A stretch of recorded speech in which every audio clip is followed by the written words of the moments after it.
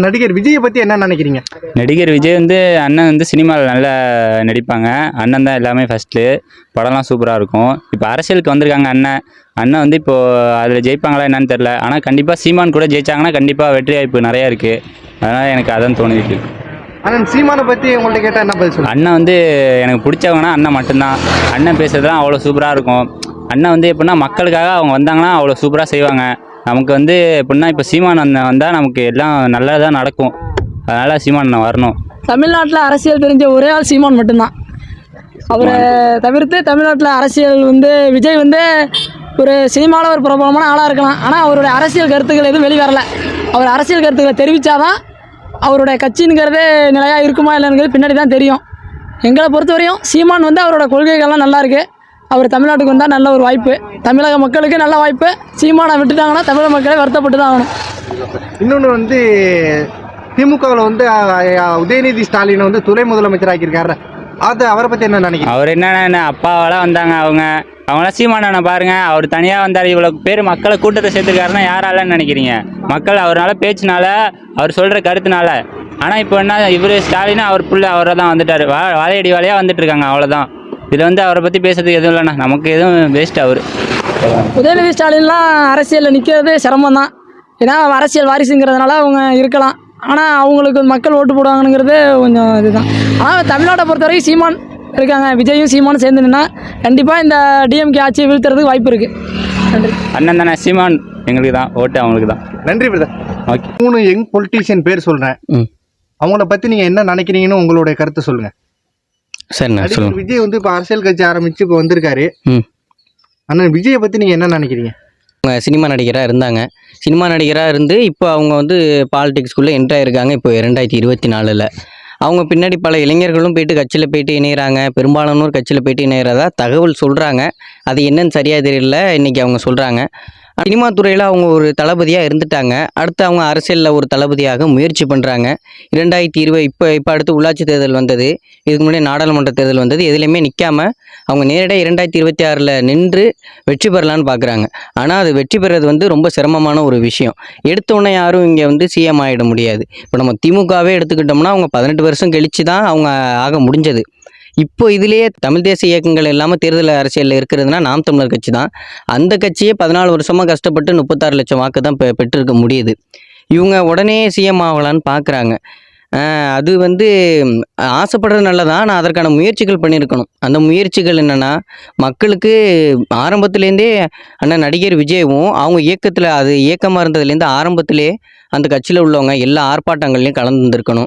மக்களுக்கு எதனா ஒரு பிரச்சனைனா உடனே அறிக்கை விட்டுருந்துருக்கணும். ஸ்டெர்லைட்டாக இருக்கட்டும், அதுக்கு முன்னாடி வேங்கை வயல் சம்பவமாக இருக்கட்டும், இதுக்கெல்லாம் எதிர்ப்பு தெரிவித்து இயக்கமாக இருந்து ஒரு திருமுனை கூட்டமோ என்னமோ ஒரு பிரச்சாரமோ நடத்தி மக்கள்கிட்ட கொண்டு போய் சேர்த்துருக்கணும். இப்போ இவங்க திடீர்னு வந்து 2 வருஷங்கள்லேயே ஆகிடலான்னு பார்க்குறாங்க. அது வந்து முடியாத ஒரு காரியம்.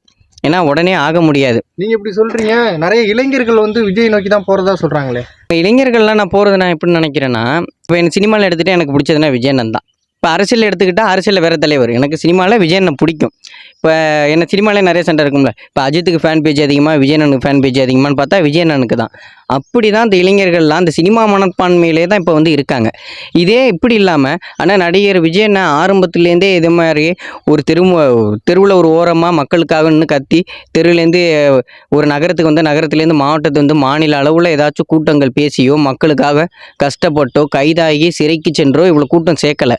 அவங்க எல்லாமே அவங்களோட நடிப்பை பார்த்து, அவங்களுடைய அழகை பார்த்து ஒரு சிலர் வரலாம், அவங்களோட நடிப்பை பார்த்து வரலாம், அவங்களுடைய நடனத்தை பார்த்து வரலாம். அப்படி பார்த்து சேர்ந்தவங்க தான் இவங்க. இப்போ வேணால் ஒரு சிலர் வேணால் வச்சுக்கோங்களேன். சரி, ஏதோ புதுசாக ஒரு அரசியல் கட்சி ஆரம்பிச்சிருக்காரு, அதில் போய் சேருவோம்ட்டு சேர்ந்தவங்க ஒரு சிலர். இதில் பெரும்பாலானோர் வந்து எல்லாருமே நடிகர் அந்த ஒரு சினிமா மனப்பான்மையில் தான் இது உள்ளே இன்னமும் இருக்காங்க. அதில் அப்படி தான் வந்திருக்காங்க எல்லாரும். யாருமே இது அரசியல் மனப்பான்மையில் வரல. இப்போ அரசியல் மனப்பான்மையிலனா இந்நேரம் இந்த கூட்டத்தை அவர் சேர்க்க அவர் இன்னமும் ஒரு 10 வருஷம் சேர்ந்து கத்துற மாதிரி இருக்கும். அப்போ தான் அந்த கூட்டம் சேரும். அவர் சினிமாவில் இருந்ததுனால தான் இவ்வளோ ஒரு கூட்டம் அவருக்கு அண்ணனுக்கு சேர்ந்துருக்கு, விஜயண்ணன். அண்ணா, நாம் தமிழர் கட்சி ஒருங்கிணைப்பாளர் சீமானை பற்றி நீங்கள் என்ன நினைக்கிறீங்க? அவங்க சீமான் அண்ணனை பற்றி இப்போ நீங்கள் கேட்குற கேள்வி கூட ஏற்றுக்கத்தக்கது தான். ஏன்னா இன்றைக்கு உள்ள சூழ்நிலையில் ஒரு சிறந்த மக்களுக்காகவும் இந்த தமிழ்நாட்டு மண்ணுக்காகவும் மக்களுக்கானுமான ஒரு அரசியல் தலைவர்னா அது அண்ணன் சீமான் அண்ணனை சொல்லலாம். இது நான் ஏன் சொல்கிறேன்னா, அவரும் சினிமாவில் இருந்தவர் தான் இதுக்கு முன்னாடி. அவர் சொந்த ஊர் அரனூர்லேருந்து கிளம்பி போய் சினிமாவில் நடிச்சிட்டு இருந்தவர். இந்த மக்களும் இந்த தமிழ்நாடுடைய மண்ணும் அடிமைப்பட்டு கிடக்கிறத பார்த்து நம்மளுக்கு காசு பணம்னு வேணான்ட்டா தூக்கி எறிஞ்சிட்டு வந்து மக்களுக்காக வீதி வீதியாக இறங்கி கத்தி இன்னைக்கு ஒரு 36 லட்சம் வாக்குகளை சேர்த்து வச்சிருக்காரு. இன்னும் சேர்த்துக்கிட்டு இருக்காரு. இன்னொன்று என்னன்னா, அதுவும் இவருடைய கட்சி இருக்குல்ல, சும்மா ஆட்டம் பார்த்துட்டு விசில் அடிச்சுட்டு சத்தம் போடுற ஒரு கட்சி கிடையாது. இது ஒரு பாடம், ஒரு பள்ளிக்கூடம் மாதிரி இதுங்க. எவ்வளவு கேவலமான ஒரு இளைஞர்களாக இருந்தாலும், கஞ்சா குடிக்கிறவனா இருந்தாலும், தண்ணி மதுபானம் புகையிலை இது எது அருந்துறவனா இருந்தாலும் இந்த கட்சிக்குள்ளே அருந்துட்டா அவன் மாறிடுவான். அந்த அளவுக்கு ஒரு தமிழ் பிள்ளைகளை, மானமுள்ள தமிழ் பிள்ளைகளாகவும் அறிவார்ந்த தமிழ் பிள்ளைகளாகவும் இது நாம் தமிழர் கட்சி ஒரு பள்ளிக்கூடமாக இருக்கிறது. இந்த கட்சி அந்த மாதிரி உருவாக்கி இருக்கிறாரு அண்ணன் செந்தமிழன் சீமான். ஏன்னா அவங்கள்ட்ட எப்படின்னா, அந்த பசங்க எப்படின்னா, அவங்கள்ட்ட நம்ம பேச முட்டு கொடுக்க முடியாத அளவுக்கு அவங்க பேசுவாங்க. அந்த அளவுக்கு கருத்தியெல்லாம் பேசுவாங்க. இது எப்படின்னு கேட்கும்போது, எனக்கு இது மாதிரி கற்று தராங்க, நான் தினந்தோறும் படிக்கிறேன் அப்படின்னு இருப்பான். அதுக்கு முன்னாடி அந்த இளைஞர்கள்லாம் படிச்சிருக்காங்களா? படிக்கிறதை விட அவங்க குடிக்கிற நேரம் தான் அதிகமாக இருக்கும். இப்போலேருந்து அந்த கட்சி அந்த மாதிரி செதுக்கிருக்கு. அவர் இது மாதிரி அந்த கட்சை கொண்டு வந்திருக்காரு நாளைய தலைமுறைகள்கிட்ட. யங்ஸ்டர் இந்த அரசியல் கவனித்த வரைக்கும் இவர் இந்த அரசியலுக்குள்ளே வரலன்னா இந்நேரம் வேறு மாறி இருக்கும். பல கேள்விகள் எழுப்பாமல் இருந்திருக்கும். இன்றைக்கி என்னென்னமோ நடந்திருக்கும். இன்றைக்கி பல்வேறு தனியார் நிறுவனங்கள் வந்திருக்கும். தமிழர் வரலாற்றுடைய கோயில்கள்லாம் அழிக்கப்பட்டிருக்கும். இப்போ தான் கொஞ்சம் கொஞ்சமாக மீட்டு உருவாக்கம் செஞ்சிட்ருக்காங்க. இப்போ கூட இடையில கூட கீழடியில் சமஸ்கிருதத்துக்கு அவர் கேட்டிருந்தார். வேங்கை வயல் சம்பவத்துக்கு குரல் கொடுத்துருந்தாரு. இது மாதிரி பல்வேறு இந்த இடையூறுகள்லாம் குரல் கொடுத்துட்ருக்காரு. அதையும் நாங்கள் கவனிச்சுட்டு வரோம். இவர் ஒரு நல்ல அரசியல் தலைவர்னு தான் சொல்லணும். இன்னொன்று அந்த தமிழர் வரலாற்றை மீட்டெடுக்கிறது, இன்னொன்று அந்த பசுமையான ஒரு அரசியலை கொண்டு வர்றது. பசுமையான அரசியல் எப்படின்னா, முதல்ல மண் முக்கியம், மண்ணுக்கு முக்கியம் கொடுக்குற, நம்ம சுற்றுச்சூழலை பாதுகாக்கிறது பற்றியான ஒரு அரசியலை கொண்டு வந்திருக்காரு. அவர் கட்சியிலே இன்னொன்று கவனித்தது என்னென்னா, அவர் அரசியலுக்கு வர்றதுக்கு முன்னாடியே அவர் ஒரு சுற்றறிக்கை புத்தகம் ஒன்று கொடுத்துருக்காரு. நாங்கள் ஆட்சிக்கு வந்தால் என்னென்னலாம் பண்ணுவோம். மற்ற கட்சிகள் அது மாதிரி அறிக்கை கொடுக்குறாங்க, தேர்தலோட நுப்பாட்டிக்கிறாங்க. இவர் தேர்தலுக்கு வரதுக்கு முன்னாடியே கட்சி தொடக்கப்பட்ட காலத்திலே இவர் அந்த அறிக்கையை கொடுத்துட்டார், என்னென்ன பண்ணுவோம் என்னென்னு. அதுவும் இல்லாமல் இவர் என்ன பண்ணுறாருன்னா, இப்போ இன்றைக்கி சமூக நீதி பெண் உரிமை பேசிகிட்டு இருக்க கட்சியெல்லாம் இன்றைக்கி 20க்கு 20 கொடுக்க மாட்டுறாங்க. 118க்கு 118 வேட்பாளர்களை நிற்க மாட்டுறாங்க. சட்டமன்றமாக இருக்கட்டும், பாராளுமன்றமாக இருக்கட்டும், இவங்க கொடுக்க மாட்டுறாங்க. அவங்க சொல்கிறதோட சரி, அது மைக்கில் பேசிட்டு மேடையிலேருந்து கீழே இறங்கினோன்னா மறந்துடுவாங்க. இவர் அதை செஞ்சுட்டு தான் முதல்ல மைக்கிலே பேசுவார். 20க்கு 20 வேட்பாளர்கள் நிப்பாட்டி வச்சுட்டு அந்த பட்டியலை மீடியா தொலைக்காட்சிகள்கிட்ட எல்லாம் கொடுத்துட்டு அதுக்கப்புறம் தான் சொல்லுவார். ஆனால் இதை இன்றைக்கி யாரும் பெரும்பாலும் கவனிக்க மாட்டுறாங்க. சாதாரணமாக ஒரு 2 சீட்டு கொடுத்துட்டா வச்சுங்களேன், அதை இவங்க பெருமையாக நினச்சி பேசிகிட்டு இருக்காங்க. என்னோடய கட்சியில் 2 பெண்களுக்கு சீட்டு கொடுத்துருக்கோம், என்னோடய கட்சியில் ஒரு தாழ்த்தப்பட்ட சமூகத்தை சார்ந்தவங்களுக்கு ஒரு மாநில பொறுப்பு கொடுத்துருக்கோன்னு சொல்கிறாங்க. ஆனால் இவர் ஆட்சியிலையும் எந்த ஒரு அதிகாரத்திலும் இல்லாமலே பெண்களுக்கு சம உரிமை கொடுக்குறாரு, பெண் உரிமை பேசுகிறாரு. ஏன்னா அவரோட தத்துவம் கூட அடிக்கடி ஒரு மேடையில் கூட சொல்லியிருப்பார், பெண் விடுதலை இல்லையேல் மண் விடுதலை இல்லையேன்னு சொல்லியிருக்காரு. அதை அவர் பின்பற்றுறாரு. அந்த ஒரு இதில் என்ன மாதிரியான இளைஞர்களுக்கெல்லாம் செந்தமிழன் சீமானை பிடிச்சிருக்கு. அந்த ஒரு அரசியல் கருத்தியல்லையும் அவரோட கொள்கை கோட்பாட்லையும் அவரை பிடிச்சிருக்கு. அவரை பிடிச்சிருக்குங்கிறத விட இப்போ நம்மளே கவனிக்கிறோம்ல, சும்மா இப்போ இன்ஸ்டாகிராம் பார்க்குறோம், யூடியூப் பார்க்குறோன்னாலும் அவரோட வீடியோ வருது. இப்போது வேறு யாருமே நான் பேசும்போது வேர்த்து பார்த்ததில்லை. ஏன்னா ஏசி காலில் நின்று பேசுகிறாங்க. இவர் தான் மழையிலையும் வெயிலையும் நின்றுட்டு பேசுகிறாரு.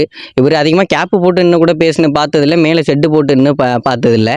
அந்த தேர்தல் போகும்போது அந்த வாகனத்துலேயும் மேலே அந்த கூரை போட்டுக்க மாட்டார், கூரை போடாமல் நின்று தான் பேசிகிட்டு இருப்பார். ஏன்னா என்னோடய உறவுகள்லாம் கீழே வெயிலில் தான் நிற்கிறாங்க, நானும் வெயிலில் நின்று தான் கற்றுன்ட்டு அவர் சொல்லியிருக்காரு. அப்போ அவர் பேசிட்டு இறங்கும்போது ரத்தத்தை வேர்வையாக சிந்திய ஒரு தலைவர்களை நான் பெரும்பாலும் பார்த்தது கிடையாது. ஆனால் இவர் ஒருத்தர் தான் பேசும்போது ரத்தம் வேர்வையாக சொட்ட அவர் தொண்டை தண்ணி வத்தி போக அந்த அளவுக்கு கத்தி பேசுவார். அவர் பேசுனாலும் தொண்டையிலையும் அடிக்கடி அவருக்கு அம்மிட்டு போகும். அதையும் மீறி அவர் கத்துவார். அவர் மேடையிலேருந்து அப்படியே கீழே இறங்குவார் பாருங்களேன். அப்படியே இறங்கும் போது சட்டை ஃபுல்லாக நல்ல ஒரு சட்டையாக போட்டு போவார். மேடையிலேருந்து கீழே இறங்கும் போது அப்படியே தொண நனைஞ்சு அப்படியே ரத்தம்லாம் வேர்வையாக சொட்ட ஒரு மாதிரி அந்தளவுக்கு புரட்சி கொண்டு பேசுவார். அவர் பேசுறது பிடிச்சிருக்கும். திமுகவில் இப்போ துணை முதலமைச்சராக இருக்காங்களே உதயநிதி ஸ்டாலின், அவங்கள பற்றி என்ன நினைக்கிறீங்க? அவர் உதயநிதி அண்ணனை பற்றி இப்போ எதுவும் சொல்கிறதுக்கு எதுவும் இல்லை. ஏன்னா இப்போ கூட விஜயண்ணன் கூட சொல்லியிருப்பார், அவர் கட்சி ஆரம்பிக்க போகிறதுக்கு ஒரு 2 மாதத்துக்கு முன்னாடி கூட லியோ பட வெற்றி விழா வந்தது. வெற்றி விழா வந்தப்போ சொல்லியிருப்பார், அது வந்து ஒரு பையனுக்கு என்னன்னே தெரியாதான் பாட்டில் சேரில் ஏறி உட்காருவான், ஏறி போய் உட்காந்து அப்பா சட்டை போட்டுப்பான்னு. இது அந்த கதையாக தான் இருக்குது. ஃபஸ்ட்டு அப்பா அந்த சட்டையை போடுவாங்க, அதே சட்டையை அவங்க அப்பா துவைச்சி போடுவார், பையன் துவைச்சி போட்டதை காயிற வரையும் வெயிட் பண்ணி பார்த்துட்டு இருப்பான். திருப்பி இந்த பையன் வளர்ந்தோன்னே அதே சட்டையை எடுத்து போட்டுட்டு சுற்றுற கதை தான் இது. உதயநிதிக்கு வந்து எதுவும் பெருசாக தெரியாதுண்ணே. என்ன பெருசாக தெரியாதுன்னா, மக்கள் வந்து தூங்கி கொண்டு இருக்கிறாங்க, அதனால அவங்க இது மாதிரி பண்ணிட்டு இருக்காங்க. என்னைக்கு அவங்க தெருவில் இறங்கி கிளர்ச்சி செய்ய ஆரம்பிக்கிறாங்களோ அன்றைக்கி யாருமே இருக்க மாட்டாங்க. மக்கள் மடையர்களாக அவங்க நினச்சிட்டு இருக்காங்க. இன்றைக்கி பெரும்பாலானோர் வந்து அரசியல் வேண்டாம் அரசியல் வேண்டான்னு விலைக்கு போகிற காரணத்தினால தான் இவங்க வாரிசு அரசியல் பண்ணிட்டு இருக்காங்க. ஏன்னா ஒருத்தர் வந்து அரசியல் வேண்டான்னு விலைக்கு போகிறாங்க. இதே நானும் அரசியலில் ஈடுபட போகணுன்ட்டு இப்போ புதுசாக தொடங்கப்பட்ட கட்சியில் அந்த மக்கள்லாம் இறங்கி கிளர்ச்சி செய்ய ஆரம்பிச்சிட்டாங்கன்னா இவங்க எங்கே இருக்காங்கன்னே தெரியாது. இந்த பக்கத்தில் இருக்க நாட்டில் இலங்கையில் தான் பார்த்தோம். இப்போது கொஞ்சம் ஒரு வறுமையினால் ஒரு புரட்சி வெடித்தது. இப்போ அதுக்கு முன்னாடி அப்போ இருந்த அதிபர்லாம் இன்றைக்கி எங்கே இருக்காங்கன்னு இலங்கை அதிபர்லாம் தெரியவே இல்லை. ராஜபக்சே இந்த மாதிரி அதிபர்கள்லாம் எங்கே இருக்காங்கன்னு தெரியவே இல்லை. அதுதான் இங்கே ஒரு நாள் நடக்கும். இவங்க மக்கள் மடையர்களாக இருக்காங்க, தூங்கி கொண்டு இருக்கிறாங்க, நம்ம வாரிசு அரசியல் செய்து கொண்டு இருக்கோம்னு செஞ்சுக்கிட்டே இருக்காங்க. அதற்கான ஒரு நாள் வரும். அந்த நாள் வரப்போ இவங்க யாருமே இருக்க மாட்டாங்க. மக்கள்லேருந்து தேர்ந்தெடுக்கப்பட்ட ஒரு தலைவன் அதிகாரத்துக்கு போவான். அந்த அதிகாரத்தில் போகும்போது இவங்க எங்கே இருப்பாங்கன்னே தெரியாது. இப்போ கொஞ்ச நாளைக்கு முன்னாடியே ஒருத்தர் சொல்லியிருந்தார், நடிகர்களுக்கெல்லாம் அரசியல் ஆகிறதுக்கு தகுதி இல்லைன்னு. அவர் சொன்னது அவங்களுடைய கட்சியில் தான் சொல்லியிருந்தார், ஆகிறதுக்கு தகுதி இல்லைன்னு. அது அது அவங்க கட்சியில் உள்ளவரே சொல்லிட்டாரு. அதை ஏன் நம்ம ஏன் திருப்பி சொல்லிக்கிட்டு, நடிகர்களுக்கு வந்து அரசியல்வாதிகள் ஆகிறதுக்கு தகுதி இல்லாதவங்கன்ட்டு சொல்லிட்டாரு. இதை பற்றி எது பெருசாக பேசுகிறதுக்கு இல்லை, பேசுகிறதுக்கும் இனியும் இருக்காது. அதனால் நன்றிண்ணா. தம்பி என்னப்பா படிக்கிற? 10வது படிக்கிறேண்ணா. 10வது படிக்கிறீங்களா? நான் ஒரு அரசியல்ல 3 தலைவர்கள் பேர் சொல்றேன். அவங்கள பத்தி நீ என்ன நினைக்கிறீங்க அப்படின்னு சொன்னா உங்களுக்கு தெரியுமான்னு சொல்லுங்க first. நடிகர் விஜய் இப்போ இந்த கட்சி ஆரம்பிச்சிருக்காருல்ல, ஆமாண்ணா. அவரை பத்தி நீங்க என்ன நினைக்கிறீங்க? அவர் நல்லா நடிப்பாரு, அவங்களுக்கு எல்லாம் நல்லா ஓட்டு விடாங்க, அவர் ரசிகன், அதனால பிடிக்கும் எனக்கு. அவரை பிடிக்கும். நாம் தமிழர் கட்சியில சீமான்னு பேசுவாங்கல்ல, அவங்களுக்கு தெரியுமா? தெரியும். அவங்கள பத்தி என்ன நினைக்கிறீங்க? அவர் நல்லா பேசுவாரு, மக்களுக்காக போராடுவாரு, அதனால அவரை பிடிக்கும். அப்படியா? அப்புறம் உங்க டிஎம்கேல உதயநிதி ஸ்டாலின் இருப்பாங்களே, அவங்கள பிடிக்காது, அவங்க வேஸ்ட், மக்களுக்காக ஒன்றும் செய்ய மாட்டாங்க, அதனால அவங்களுக்கு பிடிக்காது எனக்கு. பிடிக்காதா? தம்பி வணக்கம். என்ன படிக்கிறீங்க? 10th ஸ்டாண்டர்ட்ண்ணா. 10th ஸ்டாண்டர்ட் படிக்கிறீங்க. சரி, அரசியல்லாம் கவனிப்பீங்களா? அந்த பொலிட்டிக்கல்லாம் இருக்காங்களா, நிறைய பேர் இருக்காங்களா, அது மாதிரி தலைவர்கள்லாம் இருக்காங்களா, அது உங்களுக்கு யாரை பிடிக்கும்? சீமான் பிடிக்குமா? எதனால பிடிக்குது உங்களுக்கு சீமான? அவங்க பேச்சு எல்லாம். அவர் பேச்செல்லாம் பாத்திருக்கீங்களா? கேட்டிருக்கேன்.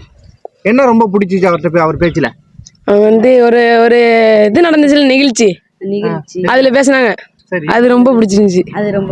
எது சம்பந்தமா பேசினாங்க? அது என்னன்னு தெரியல, அது கவனிக்கல, ஆனா பேச்சை கவனிச்சோம். அது நல்லா இருந்துச்சு, பேச்சு நல்லா இருந்துச்சு. நல்லா பேசுறாரா? நல்லா பேசுறாங்கண்ணே. நல்லா பேசுறாங்க.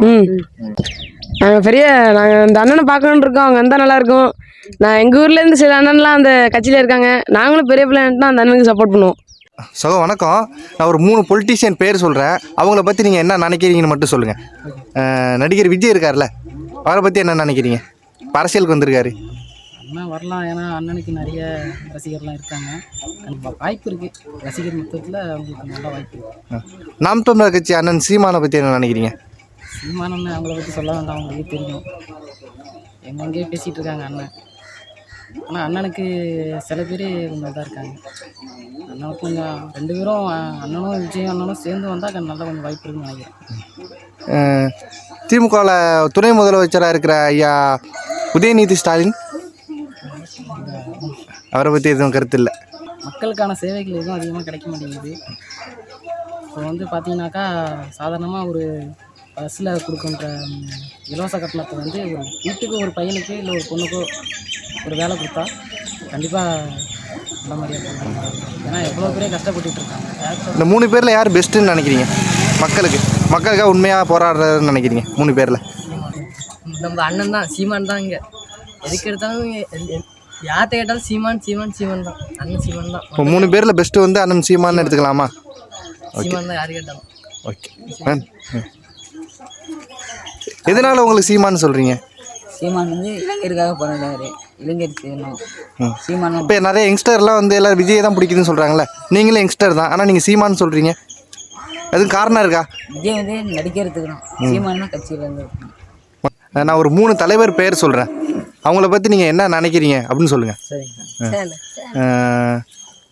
விஜய் இருக்கார்ல, நடிகர் விஜய், அவரை பற்றி என்ன நினைக்கிறீங்க? விஜய் வந்து நல்லா அடிப்பாருண்ணா. அவர் வேலையை விட்டு அரசியலுக்கு வந்திருக்காரு. நல்லா செய்வார், மக்களுக்கு நல்லா இருப்பாங்க. நாம் தமிழர் கட்சி சீமான் இருக்காங்களா, அவங்கள பற்றி என்ன நினைக்கிறீங்க? அவர் விஜயம் பிடிக்கும், அவரையும் பிடிக்கும். அவர் பேச்சு திறமை தான் எல்லாருக்கும் பிடிக்கும். எப்படி அரசியல் வந்தால் நல்லா செய்வார்ண்ணா. இவர் உதயநிதி ஸ்டாலின் இருக்கார்ல, ஸ்டாலின் பையன், அவரை என்ன நினைக்கிறீங்க? அவரை பிடிக்காதா? அவரெல்லாம் பற்றி தெரியாது எதுவும். ஓகே.